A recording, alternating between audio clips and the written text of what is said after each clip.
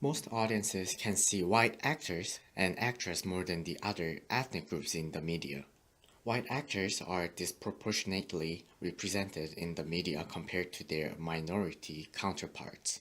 Even when minorities are represented, they tend to be stereotyped and/or misrepresented. Audiences can find the examples from movies and the TV show. Representation in film is an issue that in part stems from the Hollywood talent agency gatekeepers who cast and produce films, and we must understand who these gatekeepers are to understand the problems they create. A recent representational analysis from the University of Southern California studied the top 200 theatrical film releases in 2016 and found that minorities, that make up 40% of the U.S. population, are still wildly underrepresented. While there have been some breakthroughs in representation in films like Black Panther and Crazy Rich Asians, there is still a major issue in Hollywood films, with only 1.4 out of 10 lead actors in film being people of color. The issue for diversity in directing is slightly worse, with only 1.3 out of 10 film directors being people of color. The movement for representation sparked up with the Oscar So White trend that started a conversation about race in Hollywood, but got pushed aside by the Me Too and Time's Up movement that followed shortly after. While the latter two movements help face serious issues, it should be time again for the sentiment of the Oscar So White movement to be brought back up.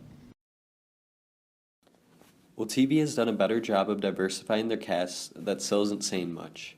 According to a 2018 Hollywood diversity report done by researchers at UCLA, while white actors' scripted roles dropped from 76% in broadcasted shows during the 2014-15 season to 66% in the next season, and dropped from 79% to 74% on cable shows during the same period, they still held the larger share of scripted roles, and it wasn't even close.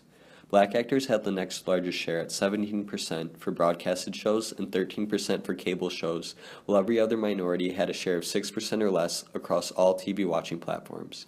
If we just look at some of the most popular shows of 2018, this becomes very apparent. Take Big Bang Theory, for example. Besides Raj, who is Indian, the stars of the show, highlighted by Jim Parsons as Sheldon and Kaylee Cuoco as Penny, are all white. And even so, the character of Raj is often depicted in a very stereotypical manner.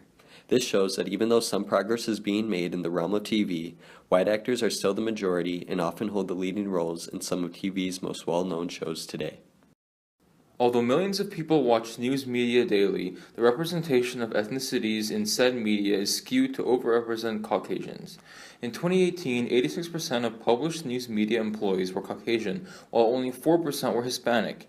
Consisting of 18% of the U.S. population, Hispanics are severely underrepresented in news media, as only a small portion of published and consumed news is produced by Hispanics relative to their proportion in the overall population. However, not only published and consumed works overrepresent whites in America, as the proportion of whites in all remains inflated. Among the workforce for news media, only 2.5% of news employees are Asian American, less than half of the percentage of the overall population that they share. At the same time, the Caucasian proportion of the news workforce remains at 75%. Once again, whites are overrepresented while other ethnicities are underrepresented. When it comes to ethnic minorities, they are usually either underrepresented or stereotyped. Through her journey from fisherman's daughter to the upper echelons of Kyoto, Sayuri in the bestseller Memoirs of a Geisha has charmed Western hearts. However, the book is getting a big shock from Japanese readers and a decisive thumbs down from whom credit with teaching the author the most intimate aspects of geisha life.